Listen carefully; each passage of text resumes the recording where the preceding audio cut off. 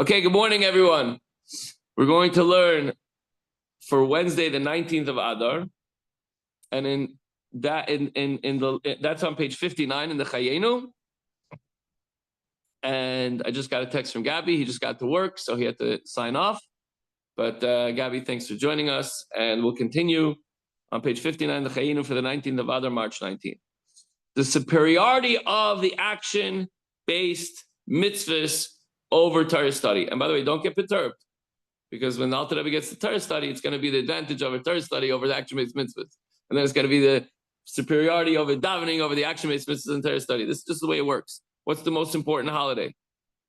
The next available holiday. It's halacha that if somebody can have the opportunity, God forbid, if somebody's in jail, he has the opportunity to get out of jail, and they give him a choice, which holiday do you want to get out? Even if it's Shabbos, he has the next available holiday. You can't say, oh, I want to wait till Yom Kippur, I want to wait till Pesach, whatever. So right now, we're learning about the mitzvahs. So that's the most important thing. The superiority of the action mitzvahs over Torah study is that they engage the body, not just the mind.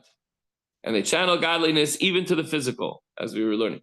So the animal-like soul serves as a link and conduit in this instance between the divine and material by being harnessed in the function of these mitzvahs.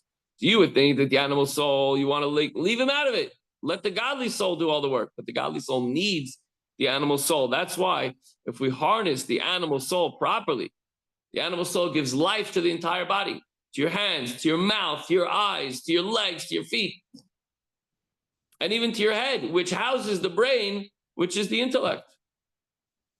So v'hinei k'sh'adam oisik b'Torah azai nishmasai shehi nafsheha likis im shnei levusheha hapnimim levadam shehein koyach hadivar machshava. When a person studies Torah, using his powers of thought and speech, his neshama, his divine soul, with its two inner garments, only these are the faculties of speech and thought. That's mostly what he's using. Obviously, he needs his eyes, he needs this, but he's not. There's very little action. He could sit very still, or he could even actually close his eyes.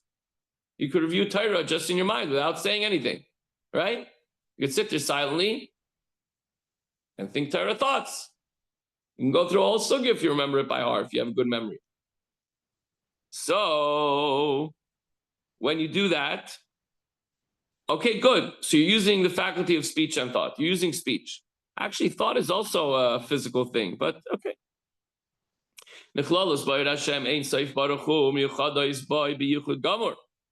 When you learn, your thoughts and your speech are absorbed within the light of Hashem and are merged within it in perfect unity.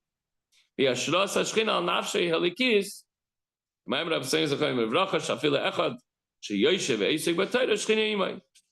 wonderful thing. When you learn Torah, you're connecting with the Kadosh Baruch Hu, and the light of Hashem is dwelling upon you.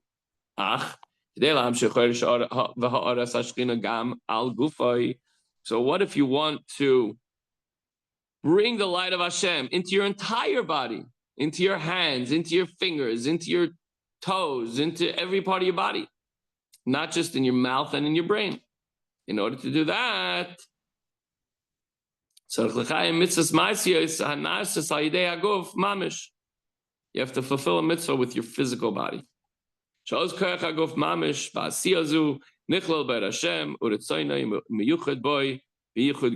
way, the actual power of the body engaged in this act, when someone puts on tefillin, there's a physical action, is absorbed in the divine light and will merge with Hashem in perfect unity.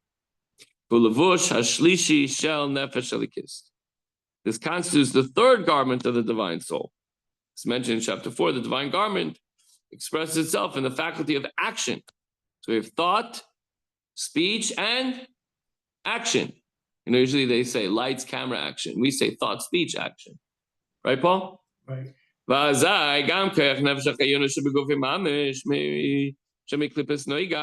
faculty of action is absorbed in the divine will, then in addition to the power of the vitalizing soul actually clothed in the body, power of that soul derived from klipas neiga is nisapich mehara l'toiv. The physical body, the klipas neiga, the other side that wants to just eat, sleep, drink, get out of my way, it's all about me. That part of the body is transformed into good from evil and is actually absorbed into holiness.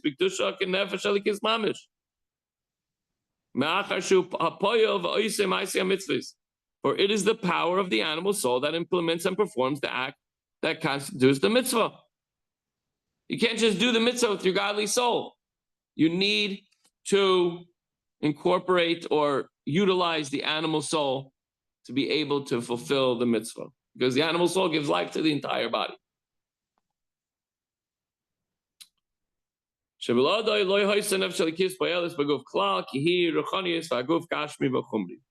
The godly soul is spiritual in nature. We need the physical body in order to perform the mitzvahs.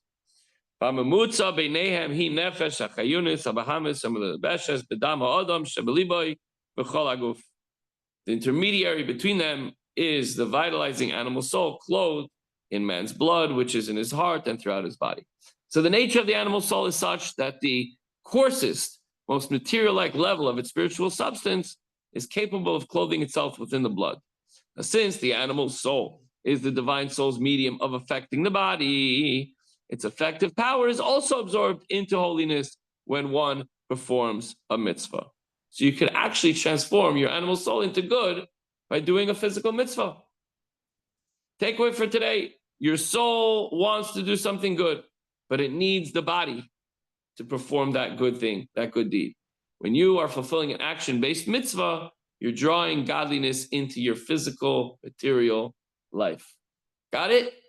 Okay. La Saisai, now go do it. Have a wonderful day, Chevra, and we'll see you tomorrow.